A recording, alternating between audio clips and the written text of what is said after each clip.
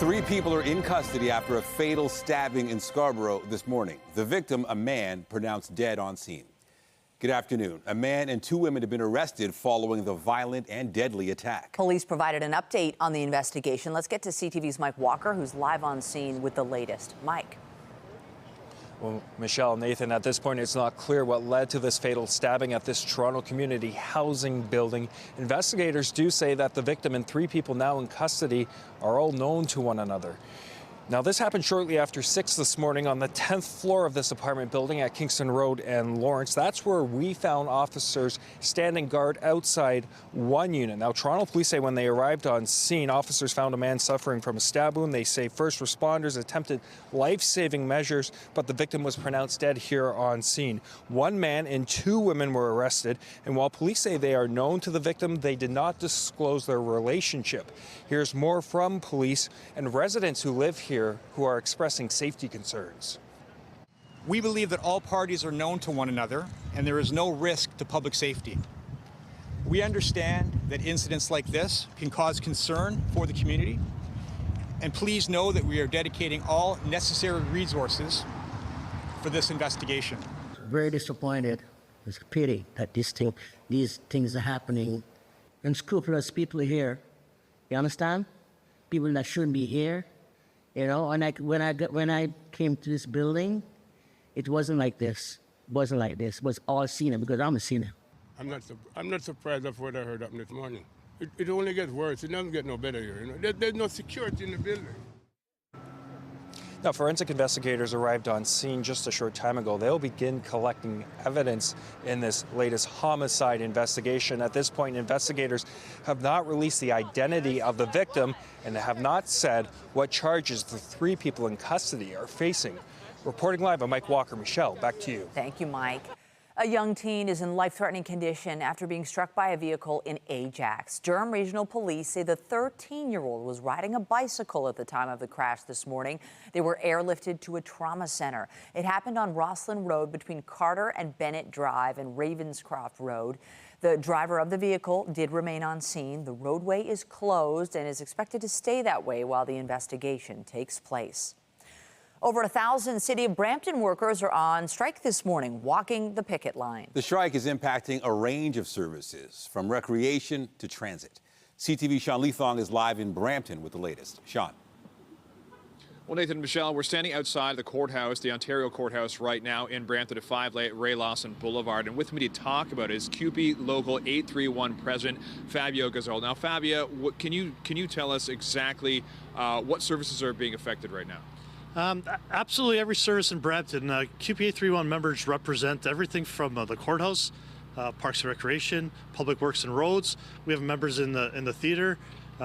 Also have members in call center, City Hall, tax departments, building departments, and various other areas.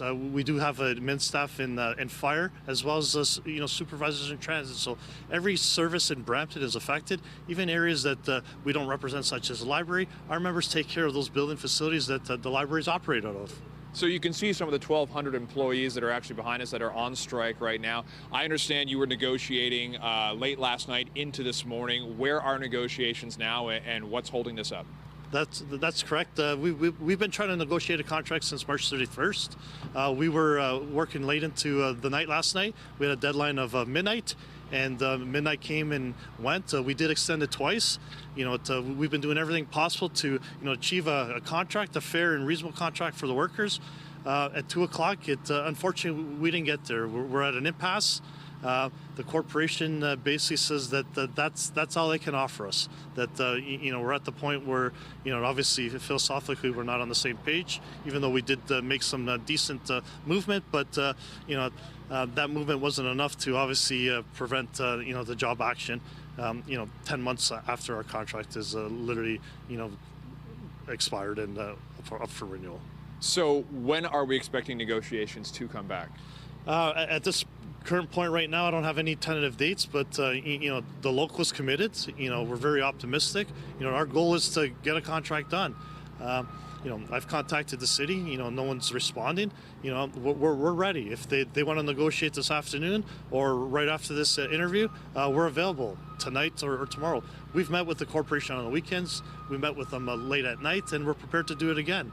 Our ultimate goal is to get a deal done for the workers and, return to work and provide, the amazing public services to the great city of Brampton that the residents of Brampton deserve. All right, thank you very much, Fabio Gazzola, QP Local 831 President. We did get a statement from the city of Brampton earlier today. I just have it here. It reads in part, the city negotiated over 9 months in good faith, putting forward a series of offers that are greater than inflation, that do not compromise residents' ability to pay. The city is prepared to continue negotiating in this context and welcomes QP back to the table to limit the economic disruption to residents and area businesses. That being said, you can see that there is a bit of an impasse here, as we're hoping that they do get back to the table relatively shortly, and the folks here want to get back to work, but until that time, they'll be out on the picket line. Reporting live, I'm Sean Leathong. Nathan Michelle, send it back to you. Thank you, Sean. Still to come this noon hour, the outgoing U.S. president responds to Donald Trump's win. What Joe Biden is saying about the election results, the plan for a transition of power, and his message to the American people. Santa Claus will be coming to town, but the city's annual parade could be in jeopardy. This year marks 120 years of the Santa Claus parade, yet financial constraints are putting the future of the event up in the air. CTV's Scott Lightfoot is live in North York with the details. Scott. Well, Nathan, we are in Santa's workshop where they're getting ready for this year's parade, which takes place on November 24th. This is a place of magic. It's a place of wonder. This year, it's also a bit of a place of uncertainty. The good news is this year's parade will go ahead as scheduled. 750,000 plus people expected to come downtown to check it out. The bad news is the financial situation here is pretty rough. Officials say there's been a dramatic drop in corporate sponsorship since COVID. They have eaten into their reserve funds over the past 3 years. And this morning, they made the announcement that if they do not get an infusion from corporate sponsors, there will be no parade next year or in the years going forward. So basically what they're asking for is corporate sponsors to get on board to help pay for the parade. The cost of the parade is about $2 million every year. And they're also asking Torontonians to give back. They're starting a GoFundMe campaign, asking people who may have attended the parade in years past, have memories of the parade, to give what they can to help out. Here's what officials told us about where they're at financially and sort of how they got here. The post-COVID realities are true in that there has been a drop in corporate funding. We have an amazing group of partners who are still with us and have stayed with us, and we're grateful to them for that support. But the parade needs more. There are inflationary costs, and running free public events through 6 kilometers of a downtown city is expensive. We are not for profit corporation. We have built up some reserves over the years to make sure we could take care of the rainy day scenario, and we've done that for the past 3 years. We've cobbled into our reserves to the point right now that we have enough reserves to take care of the parade this year, but we don't have enough reserves to do so for next year. And the easy finances are, we run a $2 million budget in order to make the parade work, and we need to raise that kind of revenue to support that. If we can't raise the revenue, we simply cannot have the parade. So again, the parade will go ahead as scheduled this year, Sunday, November 24th. The parade route slightly different this year. You can find details on their website. However, it is basically the same route through the downtown. Another big change happening for the first time in what I'm told is more than 50 years. There will be no televised broadcast of the parade this year. If you are not able to get down to the parade route and you want to watch it, they will have a live stream on their YouTube. You can find details on that YouTube as well as the GoFundMe on the parade website. For now, reporting live in North York, I'm Scott Lightfoot. Nathan Michelle, back to you. Thank you, Scott. More news in a moment, but first, let's take a live look at the city this afternoon. The temperature has reverted back to seasonal, but we have beautiful sunshine today, and it's going to stick around for several days. And while it feels cooler, it's definitely not uncomfortable at all. Jessica Smith is here with the current conditions. This is what November should feel like, right? Right. We're into light layer weather again. We're not quite sweater weather, but light layer for sure. It is significantly cooler than yesterday, but we're still hovering just above seasonal, but we're closer to seasonal than we have been in probably the last 2 or 3 weeks. A lot more sunshine today thanks to high pressure really returning, and it's going to stick around for a little while. while. So no, it's not in the 20s, but at least we have that sunshine back. We're looking kind of between 9 and about 12 degrees for the most part right across southern Ontario, with a more northwesterly flow becoming westerly, becoming southwesterly, quite changeable, but regardless, it remains light throughout the day. Right now through the islands in Pearson between 13 and 12, and we are looking at a significantly cooler but still very comfortable day ahead of us, as Michelle mentioned. Coming up, I'll have a full look at your long-range forecast, including a look ahead to the weekend and a way look ahead to the first day of the Taylor Swift concert. But right now, I'll send things back over to Nathan and Michelle. Thank you, Jess. A man is dead and 2 others are recovering in hospital after being trapped in a pit in North York. They were fixing a sewer pipe when the trench they were working in collapsed. CTV's John Musselman has the details. An emergency run down Bayview Avenue. 2 workers rushed to hospital after a construction pit they were working in collapsed on them. A 3rd worker was buried in the soil and could not be saved. The men were working on a pipe repair and a large hole cut into the pavement. They were inserting a pipe or a camera inside the pipes to do an inspection when we had what appears to be, from what I can tell, a slough failure. So one of the walls buckled about halfway up, and it brings down tons of soil.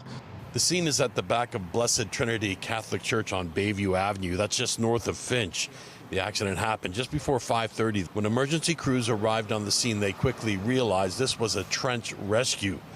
The Hussar team, which stands for Heavy Urban Search and Rescue, used ropes to get into the pit, and they dug with their hands to free the trapped men. They had ropes and they had the ladders in there, and basically they brought shovels in, but most of this digging, because it's on top of people, was done by hand.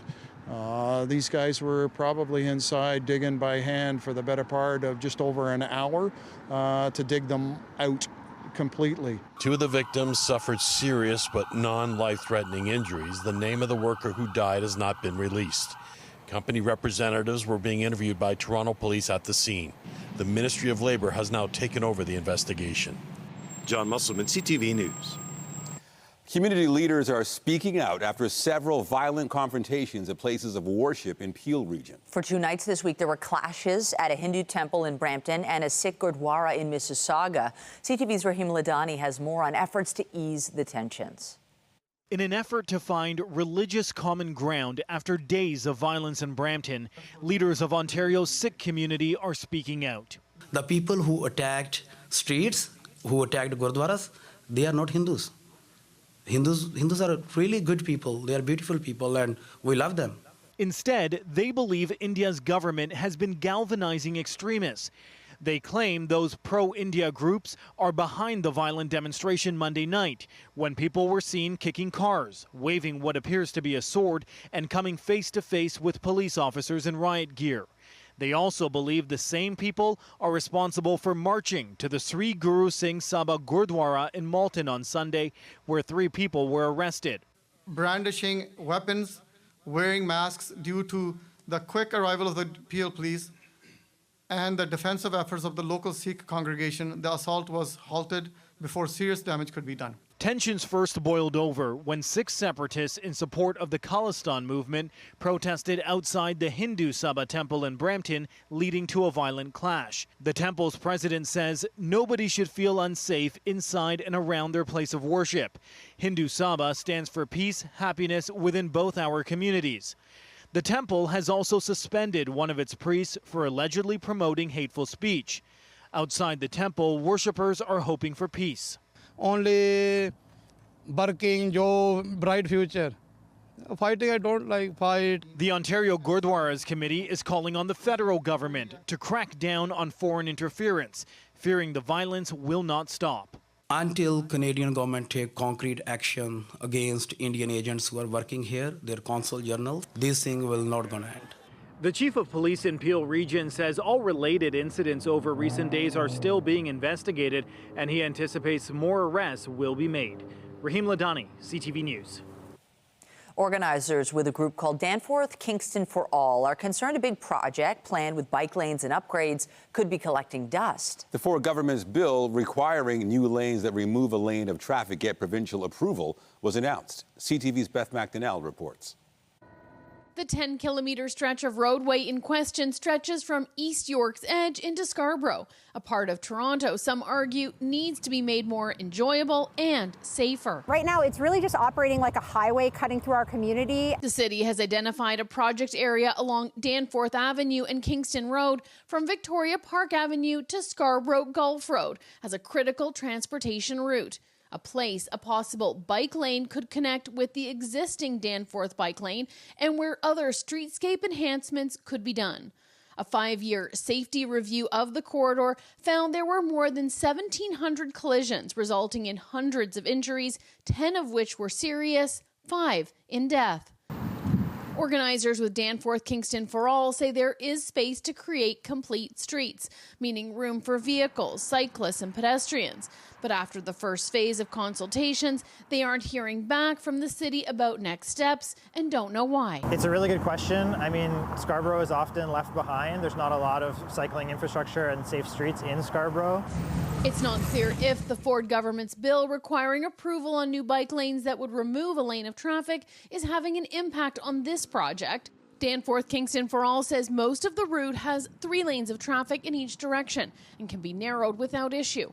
But the stretch of Danforth east of Victoria Park only has 2 lanes of traffic. We spent a lot of time getting out into the community. These group organizers say they walk, bike, and drive, adding while the project is still open-ended, it's also years behind schedule, and more housing and people are coming to the area. From a practical standpoint, everyone can't get into a vehicle and drive to their destination. So there's a lot at stake and there's lives at stake. There can be business area style improvements like beautification, expanding sidewalks or making the sidewalks more usable. My daughter goes to dance lessons on Kingston. I'd love to use the restaurant that's right across the road, but I don't really feel safe crossing the street with a kid. Ontario's Minister of Transportation and the city did not respond to questions from CTV News before deadline. The city's project website says Phase 2 consultations are expected this fall, and road resurfacing is planned on a big section of Kingston Road, creating a once-in-25-year opportunity to make changes. Beth McDonnell, CTV News. And we have an update. Late this morning, a spokesperson for the Minister of Transportation tells CTV News anything that removes a lane of traffic will be reviewed. Sticking with traffic in the city, the province saying today work on the Gardiner is progressing further ahead of schedule. The Ford government announcing construction on the expressway will start 4 months ahead of time. CTV's Queen's Park Bureau Chief Siobhan Morris has the details.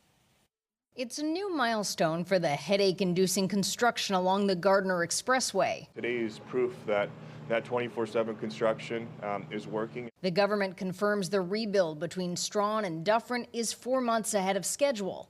That's after Queen's Park shoveled $73 million at the project on the condition construction go around the clock. 2 eastbound lanes have been reopened. Workers will begin the demolition and reconstruction of the 2 central lanes as early as tomorrow. Sarkaria is satisfied money's being well spent on work that might be out of sight but critical. A lot of times you can't see them because they're working underneath as well. There's various parts to this project. The Gardiner rebuild wasn't supposed to be done until 2027 with a pause for the World Cup. That timeline has been shortened, with work now expected to wrap in spring 2026. At Queen's Park, Siobhan Morris, CTV News. Also at Queen's Park, the Ford government says it has the support of all parties in amending the Elections Finances Act. If passed, the changes would extend how long allowances are paid to registered political parties. Eligible parties get those payments based on their standing in the previous election. The subsidies were set to end this year, but the bill would extend them to the end of 2026. A group of community faith leaders are calling for more supports for those experiencing homelessness in our city. As people of faith, we grieve as we watch the growing population of unhoused people. We are watching sudden growth of encampments that is making headlines around the world, much to the embarrassments of our governments as to how we have allowed this to happen. Toronto Mayor Olivia Chow joined bishops, imams, and rabbis in asking for more funding from all levels of government to build more shelter spaces. Chow wants to be able to access rental supplements provided by the province in order to build 5 new shelters in the city. We evict people from tents, from camps. They go to a ravine. You go to a ravine, if you move them, they go to a park. You take them out of a park, they go into TTC subway system. They go to libraries, community centers, church doors, businesses. They are on the sidewalk, on vent. Where are you going to chase these people? Because our shelters are full. Mayor Chow says the city will activate their cold weather plan again this winter, which involves opening up respite centers to provide spaces for homeless to stay warm. With Donald Trump securing his return to the White House and pledging to deport millions of immigrants without legal status, Quebec's premier says he's concerned about a possible influx of migrants. First, what I want to do is make sure that Mr. Trudeau, the federal government, take this seriously. And I want to follow up every week about the number of new immigrants we get in Quebec. I want to make sure that he protect the borders, the physical borders, that he protect airports. The feds have indicated they had prepared plans in response to a potential Trump win. Once it became a reality, Prime Minister Justin Trudeau congratulated the president-elect by phone last night. He says they discussed trade and North American security and agreed to stay in close contact. The Prime Minister today also reestablished a special cabinet committee focusing on Canada-U.S. relations. With Donald Trump winning decisively this week, we're hearing for the first time from the man who defeated him in 2020, Joe Biden. The outgoing U.S. president pledged to take part in a peaceful and orderly transfer of power while inviting Trump to the White House to prepare for the transition. You can't love your country only when you win. You can't love your neighbor only when you agree. Something I hope we can do, no matter who you voted for, is see each other not as adversaries, but as fellow Americans. Bring down the temperature. I also hope we can lay to rest the question about the integrity of the American electoral system. Biden said he was leaving behind the strongest economy in the world and said he would make every day remaining in office count. Vice President Kamala Harris comforted disappointed supporters in her concession speech yesterday. The outcome of this election is not what we wanted, not what we fought for, not what we voted for, but hear me when I say, the light of America's promise will always burn bright. As long as we never give up and as long as we keep fighting. President-elect Trump is reportedly not wasting any time after his election win, with some indications he's sorting out top staff and cabinet picks. There are also reports the U.S. Justice Department is working to wind down the criminal investigations against him. Dozens of European leaders are gathering in Hungary with transatlantic relations and security top of mind as Donald Trump returns to power.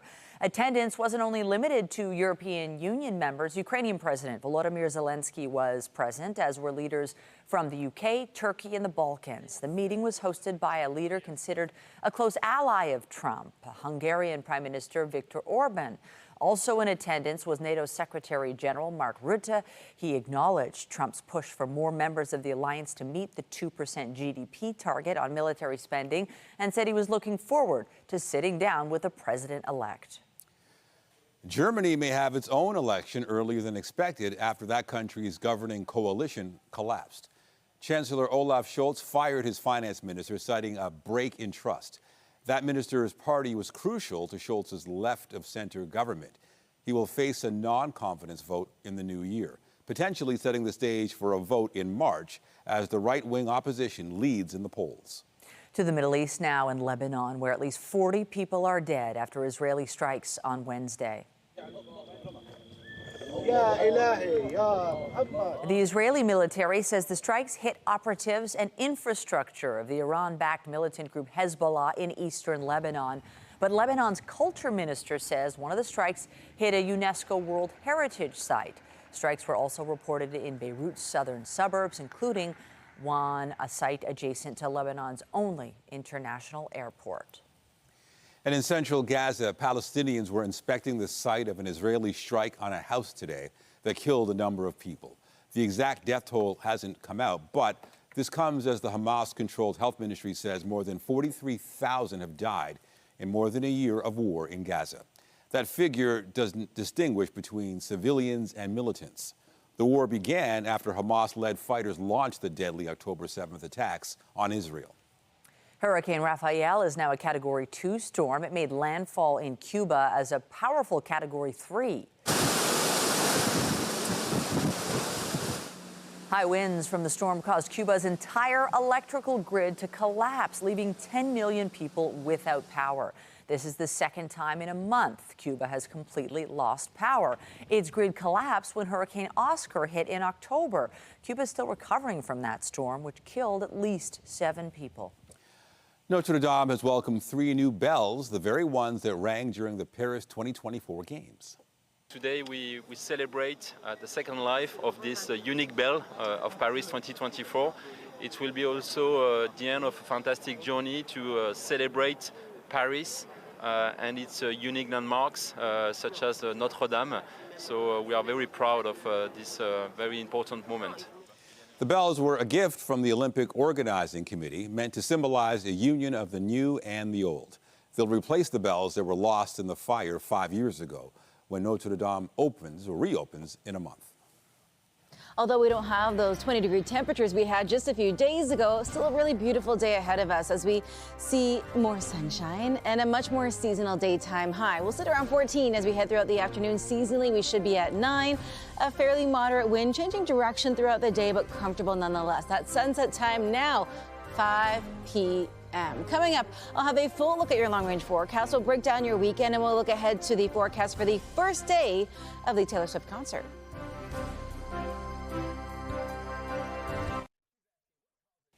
Wild weather swings are becoming more common in Canada. Ontario and Quebec are currently experiencing some unseasonably warm temperatures. It's something experts say is directly connected to climate change. CTV's Alex Carpa has the details. Canadians in many different parts of the country enjoying warmer than normal temperatures this fall. It really has been a very slow, one of the longest falls that I've ever seen. Ottawa and Montreal seeing temperatures soar to the high teens and low 20s this week, while Toronto smashed a 65-year-old record, reaching temperatures of 22 degrees. Canadians are rejoicing in this kind of unseasonably balmy temperatures from almost coast to coast, and certainly no sign of winter in the Great White North, and it may not be until late November until we get into December. Communities in southern Manitoba also feeling the warmer temperatures. Phillips saying the southeastern city of Steinbach has now gone 15 consecutive months where the average temperature was warmer than normal. I mean, it could be 2 consecutive years without seeing a temperature that was, say, significantly cooler than normal. While many Canadians are enjoying the beautiful weather, the numbers are concerning to some who believe the warmer temperatures point signs to a bigger problem. It really is a sign that the climate around the world is changing. Data from Environment and Climate Change Canada shows the national average temperature in 2023 was 2.8 degrees Celsius, which was the second warmest year on record since 1948. Canada's warming at least twice as fast as the global average. Now we expect global warming to exceed 1.5 degrees before it is brought under control, if not approach 2 degrees overall, which could mean, therefore, twice as much warming for Canada. Alex Carpa, CTV News, Winnipeg. All right, let's talk about the forecast today. Not unseasonably warm. We're kind of getting back to normal. Yeah, but it's still really nice. It's, you know what I'm having trouble with in my house is getting back to the coats because they think, oh, this is how it's going to be. It's just how it is. I pulled out the calendar. I said, it is November. It's not unusual. You have to bring a coat. I mean, in this week alone, we went from 24 degrees down to 14. We'll be at 9 but at a certain point throughout the weekend. So we see quite literally everything. So I do get it where it is hard to kind of factor into your head that we are very much into November. We're into the fall season and we should be much cooler. We are getting closer, though, as Nathan mentioned, and we're looking at the return of those jackets before the week is all said and done. Weather is brought to you by the Presler Law Firm. Injury lawyers you don't pay unless they win. Now, we've seen a little more sunshine to get the day started. A really beautiful, albeit a little cooler start to the day, but comfortable, right? If you're an early riser, you got to see that sunrise and you got to see all the warmth start to kind of lift a little bit. So you notice that chill in the air. But the good news is we are still holding on above seasonal as we head throughout the day. And high pressure holds firmly, meaning we have a nice clear sky, a stable air mass, and lots of sunshine. Now, temperature-wise, it is noticeably different today. We're sitting at just 12 right now. We're at 12 through Windsor, 9 in Ottawa, and it's a little cooler now north of Muskoka. For the most part, Southern Ontario still holding on just around or above the seasonal mark. Throughout the afternoon, we'll sit comfortably around 14. Again, we should be at 9, but we are significantly closer than we were even just 2 days ago. And the same really right across Southern Ontario as we head throughout your Thursday. Now, into this evening, a noticeable change again. We'll sit around 8, still above seasonal, but we are so much closer than we have been for the last couple of days, even the last few weeks. If you remember back to even just a few days ago through Halloween, we really saw those temperatures into the 20s, and we're starting to notice a bit of a return to a much more seasonal daytime high. Not much going on in the way of active weather after that rain yesterday early in the morning, and as we make our way throughout the afternoon, high pressure means a nice stable air mass, rotating clockwise, really comfortable outside, and a fairly light wind, although it does change direction throughout the day. Not much to write home about as we head through our Thursday, and we really do settle into a fairly seasonal and sunny stretch as we head in towards your Friday and look ahead to a good portion of your weekend. Now, into the beginning of your Saturday, we will see lots of sunshine. Into Sunday, things change just a little bit. We see some cloud cover roll in, along with some passing showers with the system right now kind of cooking up south of the border. As we head in towards your Friday, though, a little cloud cover to start. We'll see peaks of sun. Into the evening, it does get a little fresh, down to about -1. And then into Saturday, although it feels so cold in comparison, that is literally just where we should be for this time of year. So a sunny but cool start to your weekend. Some showers roll through on your Sunday, but they are short-lived. Looking ahead to Remembrance Day on Monday, we'll see a little cloud cover to start, some sunshine into the afternoon, and a fairly seasonal daytime high. Michelle, send things back to you. Thank you, Jess. Toronto Maple Leafs past and present visit Sunnybrook's Veterans Center, the annual tradition in the lead up to Remembrance Day, after this short break.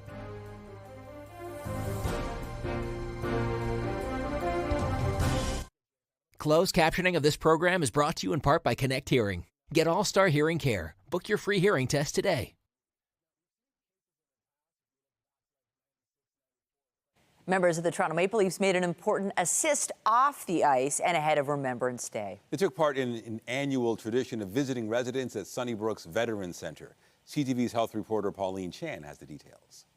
Hip, hip, hooray! The mood was buoyant coming off the Toronto Maple Leafs' recent 4-0 victory over arch rivals the Boston Bruins.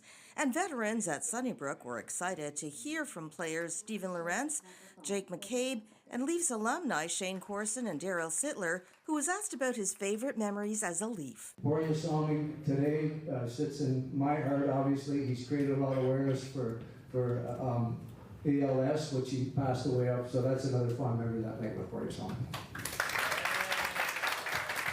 It's an honor to be here with all the veterans. I had a great-grandfather and 2 poppies that were in the World War I and II together, so it's pretty emotional for me here today. U.S.-born Jake McCabe spoke of his appreciation for Canadian Remembrance Day ceremonies. I've learned a lot about the Canadian military over the years, and learned a lot about these poppies. Once again, I just want to thank you guys for having us, and once again, thank you for your service. And Kitchener-born Steven Lorentz was asked about winning the Stanley Cup before he joined the Leafs. I feel like the luckiest kid in the world, the fact that my name is on that trophy, and I think there'll be nothing more special than to do it here in the blue and white. Korean War veteran Richard Radcliffe confesses he was a Chicago fan as a child, but is now a dedicated Leafs fan, even presenting the guests with some Johnny Bower beer mugs. But amid the hockey talk, he also spoke of his wartime memories and his chance to visit Korea again decades later. I couldn't get over the fact of how much the Korean people appreciated the fact that we came to their aid. They said, thank you. Thank you. He says he's met several Leafs over the years, and as they remember the sacrifices of Canadians in the military, he's grateful to be able to mark Remembrance Week with some equally grateful sports heroes. Pauline Chan, CTV News. A new study suggests hundreds of people will lose access to supervised consumption sites in Toronto when the province closes 5 next year. Researchers at St. Michael's Hospital warn that will likely mean more public drug use and more fatal overdoses.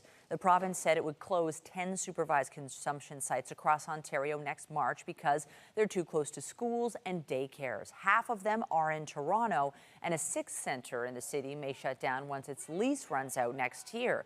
The Ministry of Health has said it will open new treatment hubs instead. Last year, nearly 2,600 Ontarians died because of opioids, a 50% increase from 2019. Government spending on health care will reach a new high this year. That's according to the Canadian Institute for Health Information. The annual report says total health spending is expected to hit $372 billion, or just over $9,000 per Canadian. This year's health spending is estimated to represent 12.4% of Canada's gross domestic product. New research suggests feeling tired during the day in older age may mean there is a higher risk for developing a condition that can lead to dementia. Among participants who experienced excessive daytime sleepiness and a lack of enthusiasm, 35% developed motor cognitive risk syndrome, compared with 7% of people without those problems. Now, this motor cognitive risk syndrome, or MCR, is marked by slow walking speed and complaints of memory problems among older people who don't already have dementia or a mobility disability. Get Toronto's top stories, breaking news alerts, and watch live. Download the CTV News app. The hungry mouths on Wall Street are watering at the prospect of a Trump boom. Andrew Bell of BNN Bloomberg brings us the latest in business. Hello there. Here are your business headlines. U.S. stocks hit another record high this morning. The Wall Street Journal says investors and bankers are salivating at the prospect of 4 years of tax cuts and deregulation under newly elected President Donald Trump. For now, the market is largely shaking off fears that Trump's policies mean higher inflation and bigger budget deficits. Shares in Canadian retail technology provider Lightspeed Commerce jumped 11%. The company raised its 2025 profit forecast as its payment services bring in new business. The stock is still down more than 80% since 2021.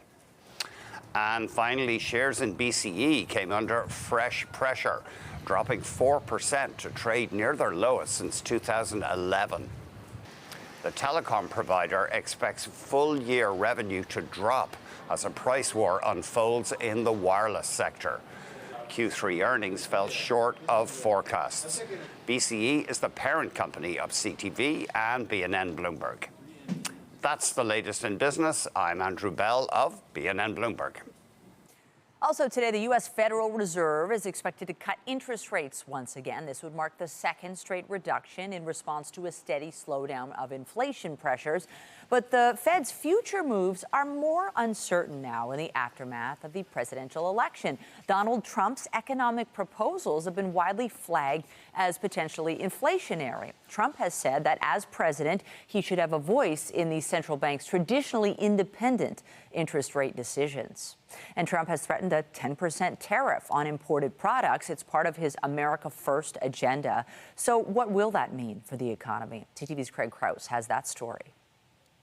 Tariffs. The higher the tariff, never be able to pay the tariff. Tariffs, and more tariffs. A word used by U.S. President-elect Donald Trump on the campaign trail. And I say the most beautiful word in the entire dictionary of words is the word tariff. I love tariff. But what does it mean? A tariff is a tax on typically imports. Products manufactured outside of a country. When it comes to the Trump administration, it's promising a universal 10% tariff on everything. It's something that's become much more popular, I think, across a broad set of voters and policymakers to address what's seeming to be affordability issues, the lack of economic opportunities. All in an attempt to increase American manufacturing and bolster the job market. Tariffs is a blunt instrument to try to address to try to address that. Added taxes on 77% of all Canadian exports that the Canadian Chamber of Commerce believes could cut $30 billion per year out of the economy. Well, we did see a lot of our GDP, our economic development go down. The Surrey Board of Trade bracing for another round of tariffs, putting a strain on local lumber producers and other manufacturers.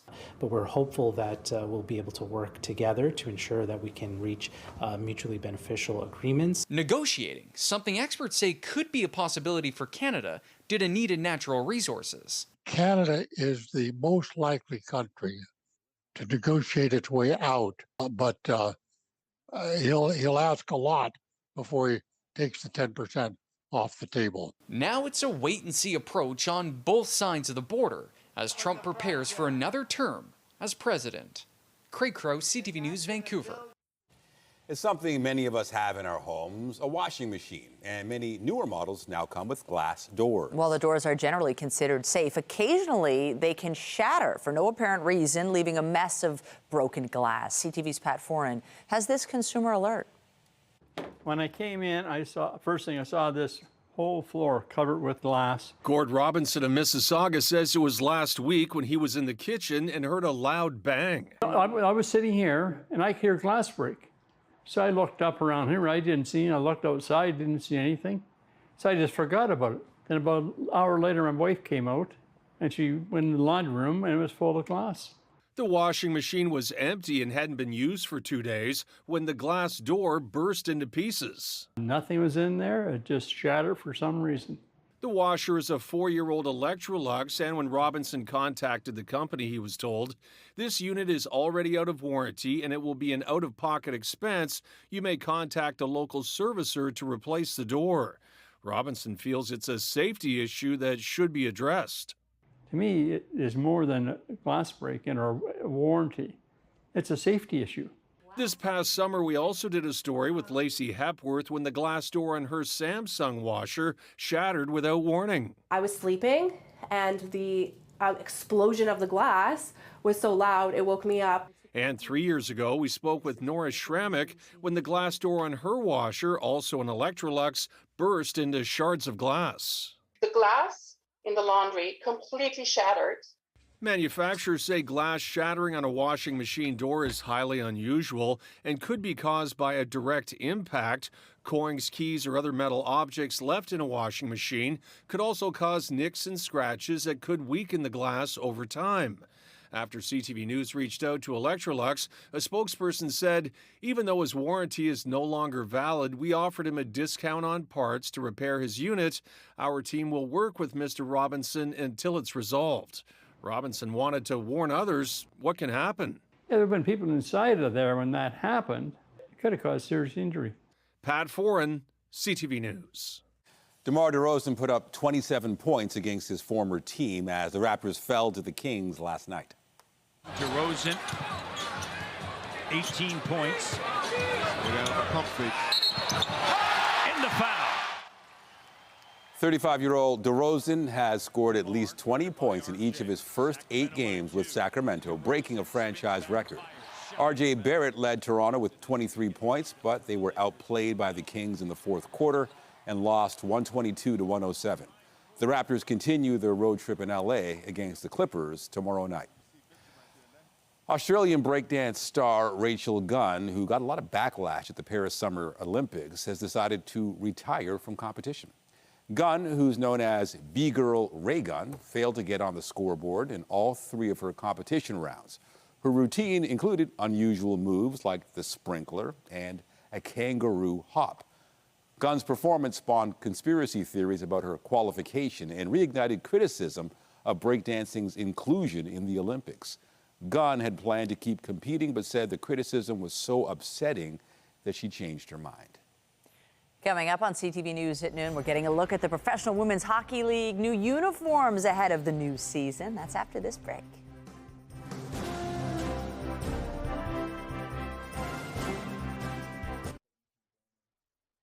The Professional Women's Hockey League has unveiled new-look uniforms for its 6 franchises ahead of the new season. The reveal comes almost 2 months after the league announced names and logos for each team. Montreal's jerseys are burgundy and meant to reflect the city's timeless elegance and strength. The Ottawa Charge have red with dark and light gray and electric yellow pulses. The Toronto Scepters feature blue and navy paneling and a gold and yellow team crest that stands out. The 3 U.S. teams also got their jerseys ahead of the league season start at the end of this month, November 30th. Yeah, looking forward to it, and I'm sure maybe by then it'll be a little bit of a cooler temperatures. Little hockey weather. Yeah. A little closer, yeah. We really do trend more in a seasonal range as we head in towards the middle and end of the month. So if you are missing the cooler weather, the more traditional fall and hockey weather, we do have that returning as we make our way in towards the middle of the month. Now for our day today, we are seeing a decent amount of sunshine out there, high pressure keeping us nice and clear, and that remains the story right through to almost the end of the week. We're sitting a little cooler. We're still in the double digits around the Golden Horseshoe, between about 11 and 12 degrees. The further east you go, a little cooler, but still quite comfortable. Now, as we head in towards our Friday, some cloud cover to start, but almost an identical day to what we have today, just a little cooler into the evening. Looking ahead to your weekend, lots of sunshine Saturday, Sunday, a little unsettled, but a nice day to kind of maybe stay inside, do that reset. And then looking ahead to Remembrance Day on Monday, 13 degrees, and we'll see a little bit of sunshine. So not too bad as we settle into the middle of the month. Not bad at all. Thank you, Jess. And that is CTV News at noon. Remember, you can get Toronto's breaking news all day long on CP24 and at ctvnewstoronto.ca. For Jessica Smith and all of us here, have a pleasant afternoon. I'm Michelle Dubé. And I'm Nathan Downer. Be sure to join us later for CTV News at 5 and 6. Have a great day.